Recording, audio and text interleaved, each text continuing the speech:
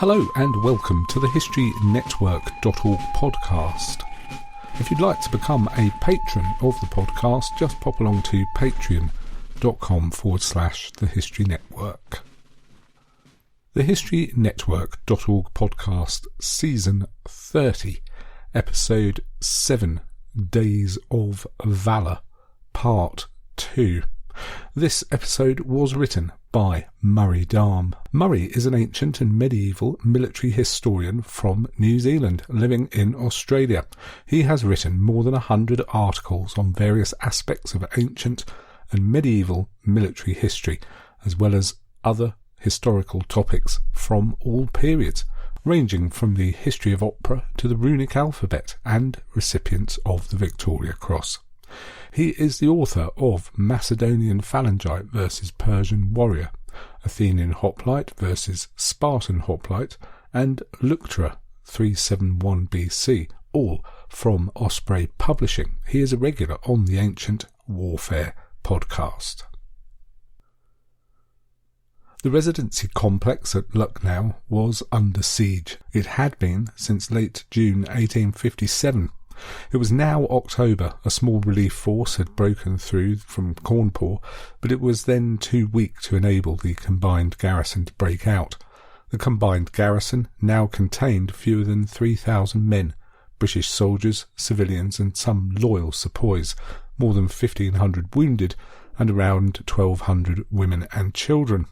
Disease as well as combat casualties had taken their toll.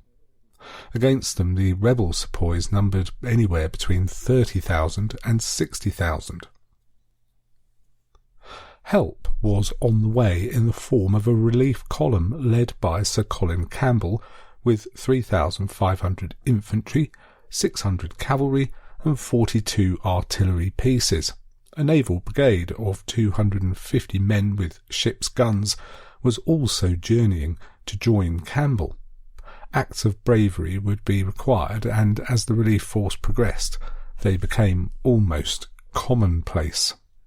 During the approach of the second relief force under Sir Colin Campbell, one of the acts which received a Victoria Cross was performed by a civilian. We have already explored the remarkable heroism of Thomas Henry Kavanagh, the assistant commissioned in Oude, who, despite his red hair and 6-foot height, disguised himself as an Indian and passed through enemy-occupied Lucknow at night to the relief column of Sir Colin Campbell. This took place on November 9th, 1857. Kavanagh's information and the great losses incurred in the first relief effort informed Campbell's plans. Rather than go straight through the city as the first relief force had done, Campbell would make a flanking approach from the east. This plan was implemented at dawn on November 14th, and Campbell's force marched around the city, fighting those outposts which resisted.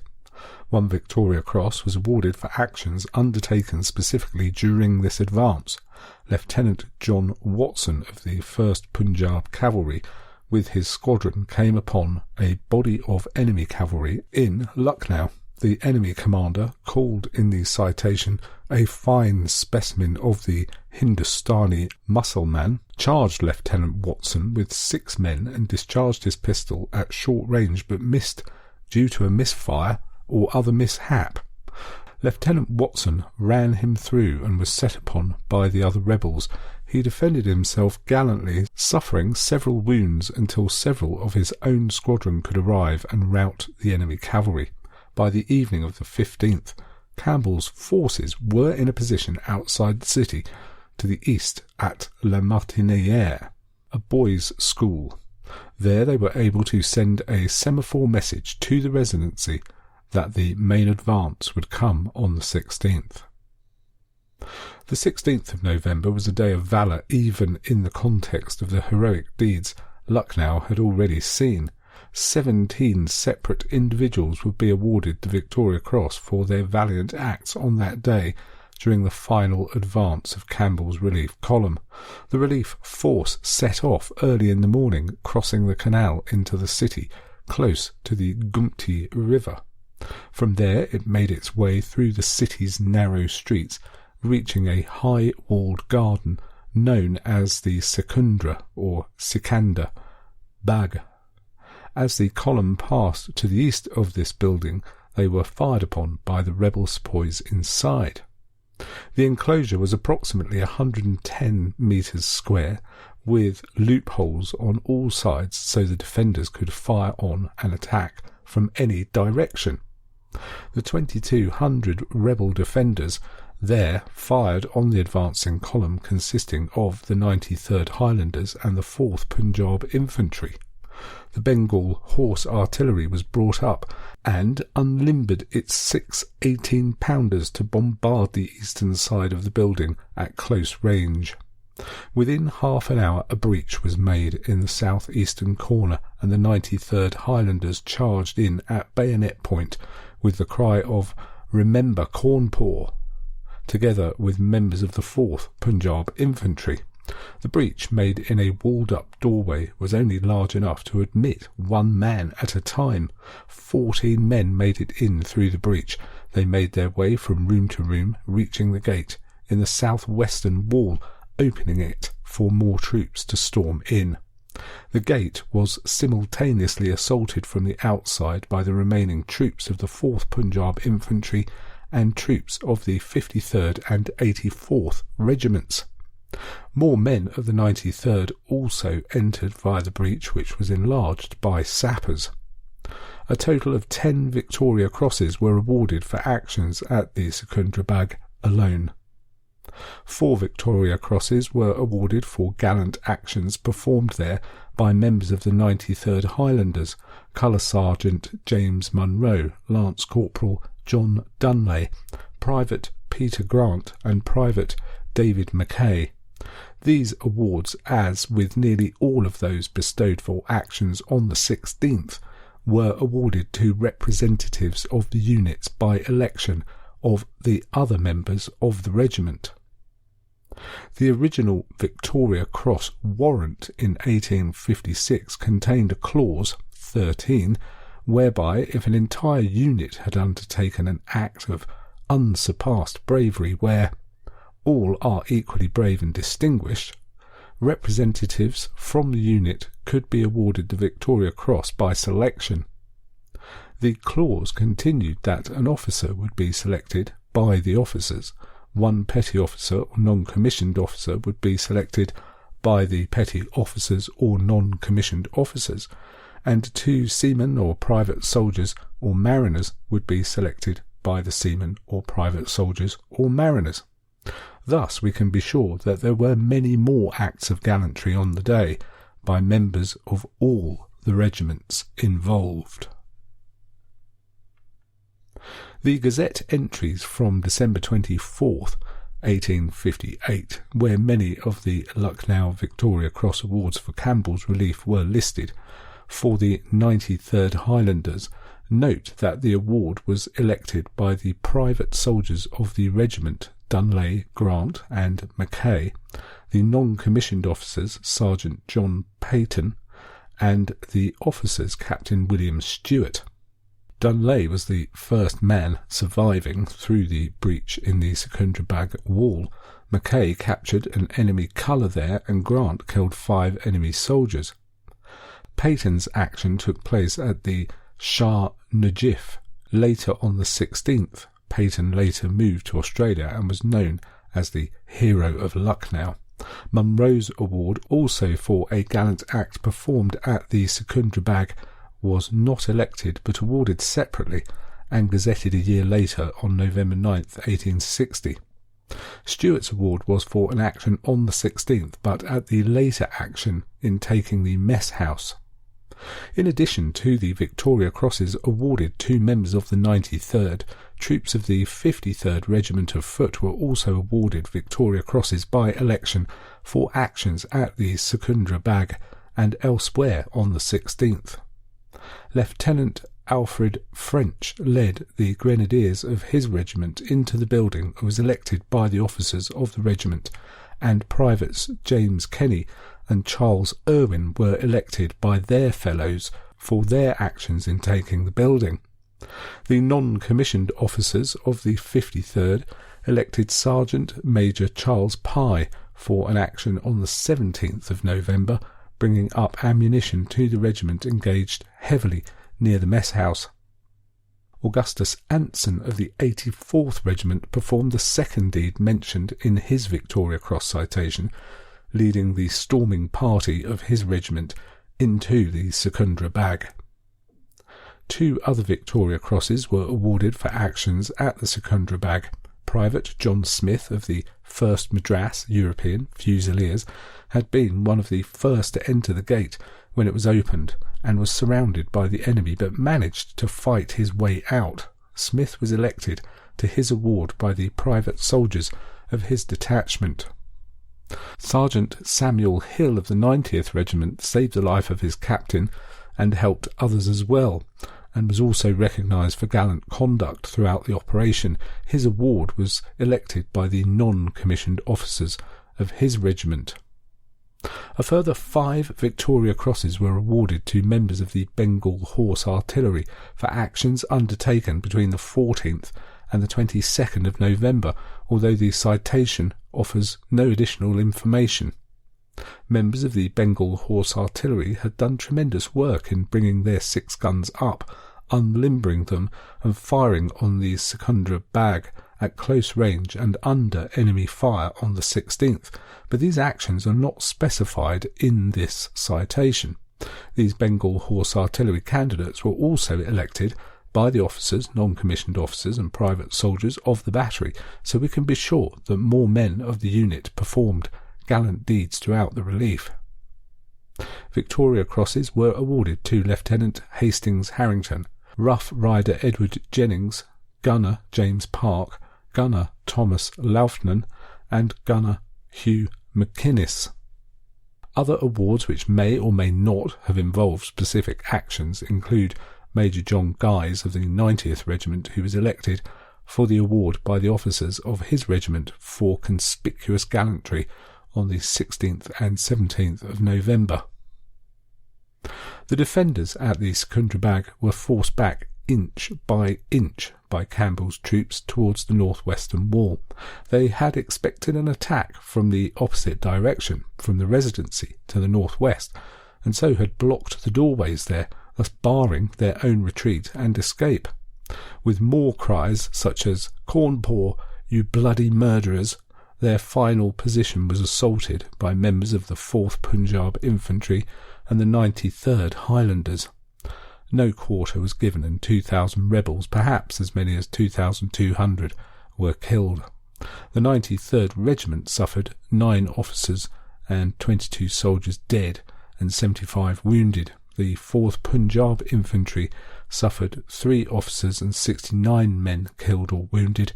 One witness to the assault, Lord Frederick Roberts, recalled that the piles of corpses of the sepoys were head high, a heaving, surging mass of dead and dying inextricably entangled. Photos from later in the mutiny show the skeletal remains of rebel corpses lying where they fell months after. This may have reflected the treatment of the slain, seen as the perpetrators of atrocities such as Cawnpore, and therefore not buried respectfully but left to rot. One reason for the incredibly high number of Victoria Crosses awarded at Lucknow may have been that it was closely linked with the idea of revenge for Cawnpore and the stout and heroic resistance put up in contrast to what happened earlier at Cawnpore. It may also have been linked to the outrage in Britain for the atrocities at Cawnpore, and that the retaking of that city on July 16th by Havelock had not done enough to rebalance the ledger. The same scenario can be observed later at Rorke's Drift, coming the day after the disastrous defeat and massacre of a large British force at Isandlwana. There, the stout, determined defence of the missionary station by a small and vastly outnumbered force contrasted strongly with the shameful events of the previous day. Campbell's method of bringing up artillery, breaching the walls and then charging his troops in with bayonet, was repeated with each building the relief column came across and was the only way of clearing each enemy stronghold. From the Secundrabad, the relief column moved 500 yards northwest towards a walled mosque, the Shah Najaf, or Shah Najif in contemporary documents, approaching it at around midday. The mosque had been heavily fortified and its walls were thick. Campbell brought his artillery to bear on the position but was unable to breach them during an all-night bombardment. Repeated attacks by his infantry were also repulsed. By dawn the wall had not been breached, but 50 Highlanders then discovered a breach in the wall opposite the firing. This party entered the Shah Najif and managed to cross the courtyard and open the main gate. The infantry poured in and cleared the mosque of defenders. Further Victoria Crosses were awarded for the actions here, including Peyton. Mackay was severely wounded at the Shah Najif after his heroics at the Secundrabad. Leading Seaman John Harrison and Lieutenant Noel Salmon of the Naval Brigade were awarded Victoria Crosses for volunteering to climb a tree touching the Shah Najif in order to observe the fall of shot and enable return fire. 2 other members of the Naval Brigade were awarded Victoria Crosses on the 16th at the Shah Najif. Lieutenant Thomas Young, together with Captain of the foretop William Hall, both of the HMS Shannon, continued to fire their 24-pounder naval guns, even when the remainder of the men of the battery had been killed or wounded. Hall, a Canadian, was the son of escaped slaves from Maryland. They had escaped during the War of 1812 and was the first African-American man to receive the Victoria Cross. Their awards were gazetted separately in February 1859.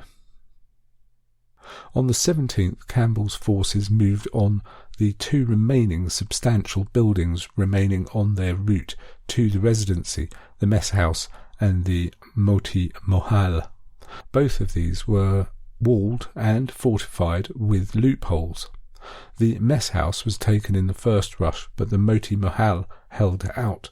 Inside the Residency, the defenders positioned themselves on the eastern perimeter, intending to blow their own walls out and move out in force from the Chutur Munzil towards the relief force.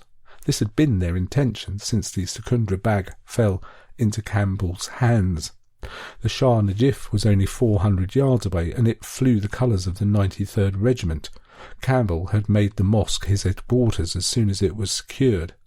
Only one enemy stronghold now stood between the defenders and the relief force, the Moti Mohal. This was cleared by Campbell's troops, and the 2 forces joined up after a further 61 days of siege, 148 days in total. On the 17th, acts of bravery continued.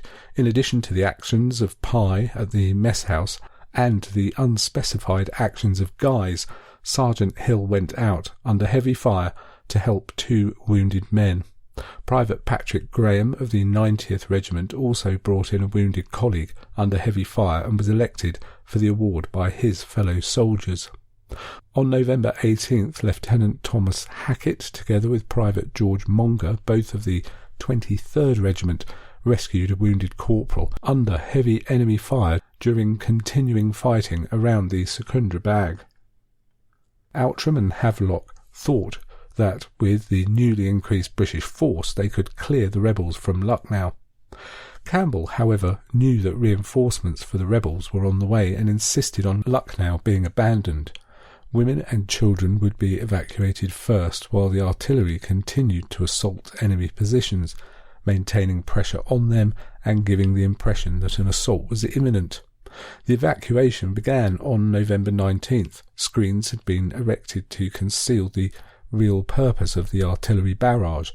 The evacuation took the path of Campbell's advance in reverse, and after 2 days Outram disabled the weapons which would remain and followed. Havelock died of dysentery during the retreat, and while Campbell continued with the civilians back to Cawnpore, Outram was left with a large force of 4,000 men to screen and defend the retreat.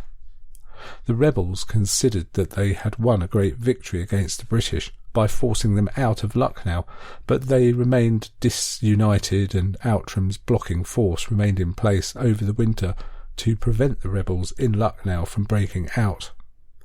Campbell returned to retake Lucknow in March 1858, the last resistance suppressed by March 21st. Brave actions continued in Lucknow. A further 12 Victoria Crosses were awarded for actions there in March 1858 during the retaking of the city. The last Victoria Cross awarded for actions at Lucknow came in June 1858, a week before the end of the conflict. That such unprecedented valour took place at Lucknow has largely been forgotten, although many more Victoria Crosses would be awarded in conflicts to come. 628 were awarded during the First World War, more than a quarter of those posthumously. No other battle comes close to the number of awards for bravery as Lucknow. Posthumous awards were not considered in 1857. That condition only came into place in 1902 during the Second Boer War. We can be sure that, if posthumous awards were given earlier, Lucknow's tally of medals for the highest acts of bravery would be even higher. Well, thank you, Murray, for writing that most excellent script for us. If you would like to write a script for us or have an idea for a podcast subject that you'd like to see us cover, then just drop us a line, info@thehistorynetwork.org for that. And once again, if you'd like to become a patron of the podcast, just pop along to patreon.com/thehistorynetwork. Thank you to all our patrons who make this podcast possible. Thanks again for listening. You've been listening to the historynetwork.org podcast, written by Murray Darm, read by Nick Barker.